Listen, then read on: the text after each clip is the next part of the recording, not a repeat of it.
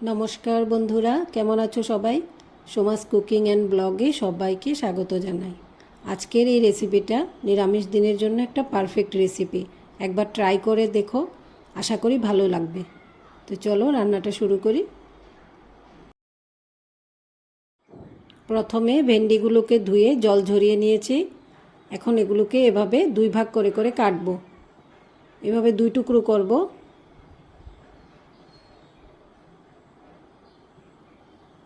সবগুলো এভাবে কেটে নিব।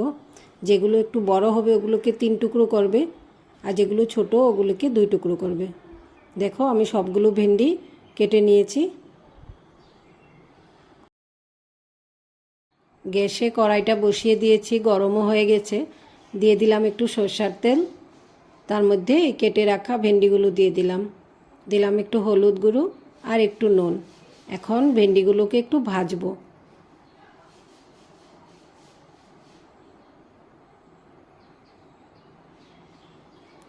এভাবে নাড়িয়ে চাড়িয়ে কিছুক্ষণ ভাজতে হবে।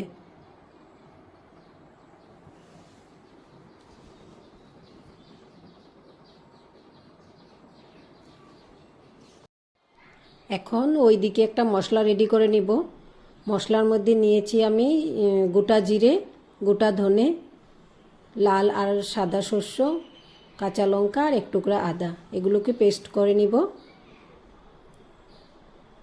পেস্ট করে নিয়েছি। এখন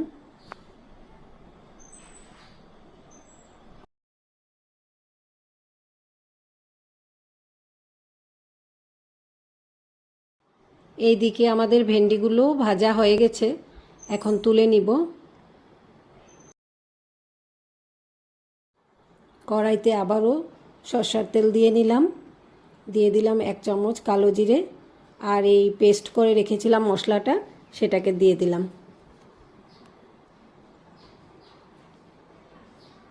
এখন দিয়ে দিলাম হলুদ গুঁড়ো, আর অল্প করে নুন দিব। নুনটা তোমরা একটু আন্দাজ করে দিবে, কারণ এটা খুব ঝোল হবে না, শুকনো শুকনো হবে, তাই নুনটা একটু কম করে দিবে।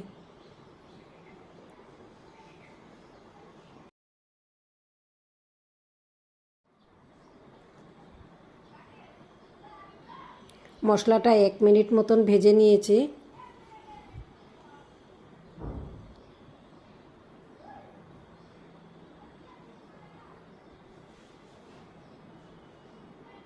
এখন ভেজে রাখা ভেন্ডিগুলো দিয়ে দিলাম। দিয়ে আবারও একটু নাড়িয়ে চাড়িয়ে নিব।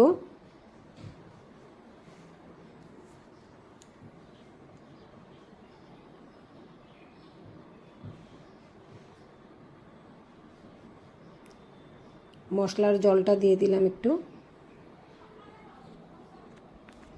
দিয়ে আবারও একটু নাড়িয়ে চাড়িয়ে নিব।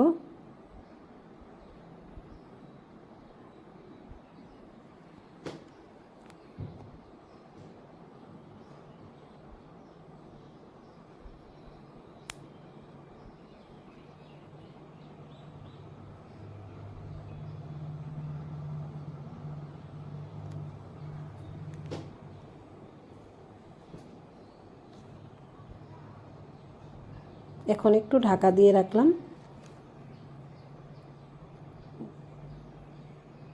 ঢাকাটা তুলে নিলাম। আবারও একটু নাড়িয়ে চাড়িয়ে দিব।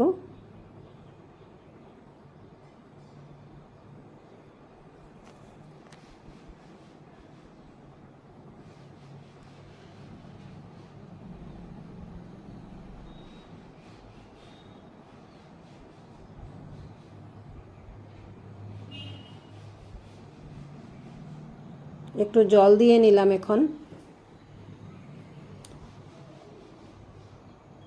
বন্ধুরা, কে কোথা থেকে আমার ভিডিও দেখছো একবার কমেন্ট করে জানিও।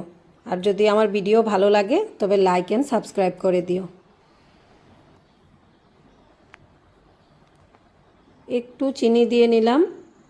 দিয়ে এখন একটু ঢাকনা দিয়ে রাখবো। 1 মিনিট মতন সময় রাখবো। ঢাকনাটা তুলে নিলাম। দেখো আমাদের ভেন্ডি সেদ্ধও হয়ে গেছে, আর খুব সুন্দর একটা কালারও এসেছে। এই সময়টায় একটু ধনিয়া পাতা কুচি দিয়ে দেব।